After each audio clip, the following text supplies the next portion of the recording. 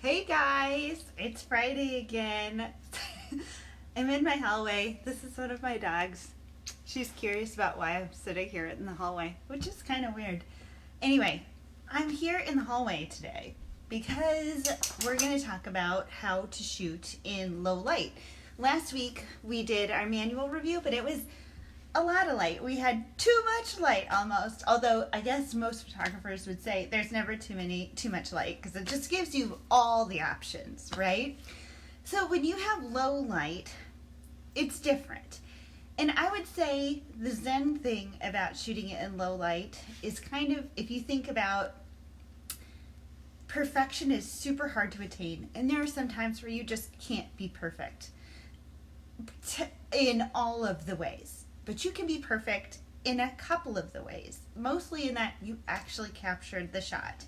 And especially right now when we are all spending so much time in our houses, which is important, stay home, save lives, it's just going to be difficult to get a lot of really good light. So I'm going to give you, this is going to be a short one.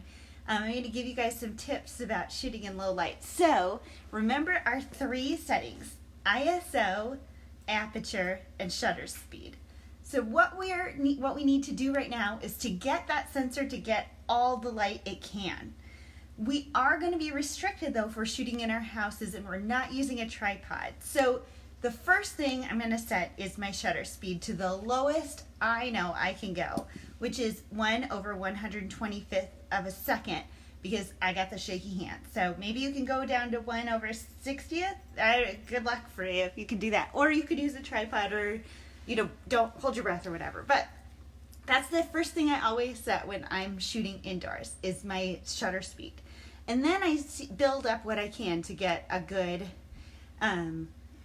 exposure from that. And I'll tell you, most of the time when I shoot inside, I'm shooting wide open, which means you do have to be careful if you're getting up close about what's going to be in focus and what won't be in focus. Because remember, the lower your aperture number is, your fuzzy is, the more anything that is not in your focal point is going to be out of focus.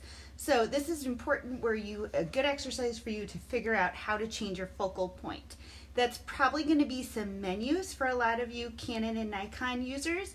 And there's different kinds of focal points. There's continuous focus, where the computer is doing the focusing for you based on what it thinks you're trying to take a picture of. That can be very helpful, and these cameras are super smart now.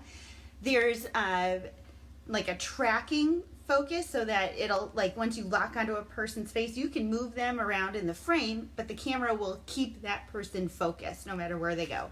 Or there's spot focus, which is where you pick a spot on your grid. Remember your grid? You can do that on your camera too.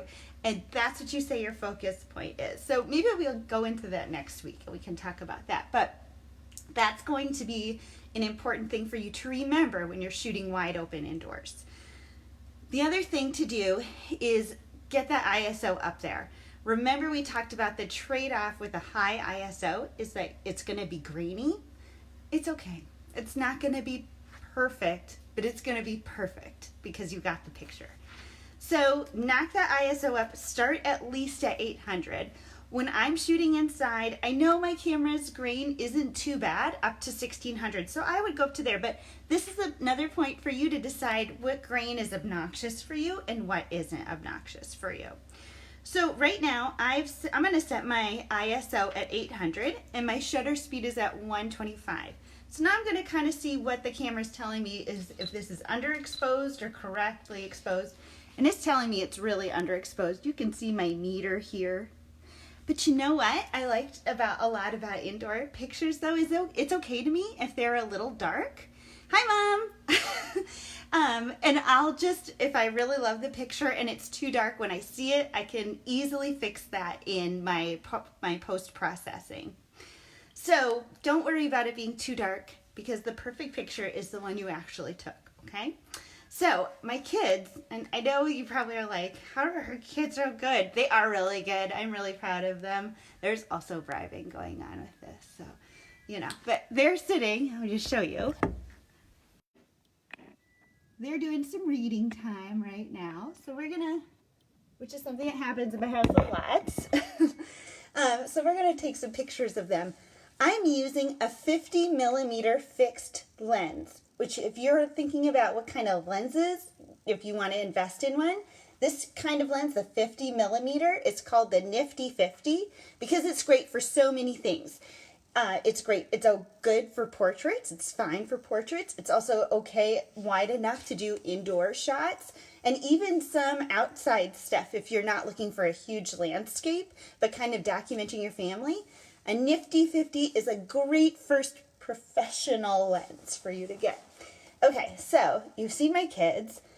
I'm looking, my exposure's okay. Now, her room is a little bit light, so I am getting a lot of light coming in from that backlight, but I want to make sure they are exposed, which means that's going to blow out, and I'm okay with that. So the window is going to look white, but they will be exposed, and I can see their faces or their books.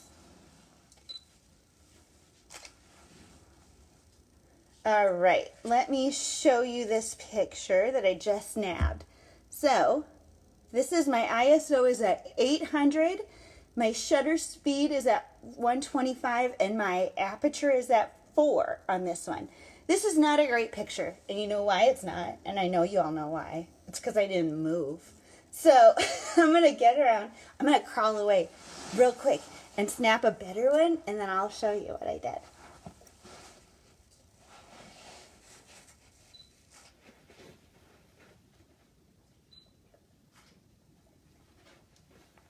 Okay, I actually took 2. Sorry if you saw my button there. Anyway, so this is the picture I ended up getting. Now, there's going to be some green if I blow this up really, really big. I don't really care because it's cute. They're doing what they like to do, and I got the picture. So I hope that was helpful for you. Please take some pictures of your family at this time. I know it's weird, but this is something we're all going to remember. And don't worry about it being perfect, because the perfect is that you were present and there and you were documenting it. So I'll get off my soapbox right now, but I hope you all have a wonderful weekend. I hope you practice your photography. Share if you feel brave, and ask me any questions that you might have. If there's something you guys really want to see and want us to talk about in the next couple of weeks, please let me know. Otherwise, I'll just pick something randomly. But I'd love to help you where you would like the help. So I hope that was helpful for you guys. And I love you all. I hope you're all taking care and stay healthy. Bye. Oh, here comes the time where I can't figure out how to turn this off. Okay, I got it now. Bye.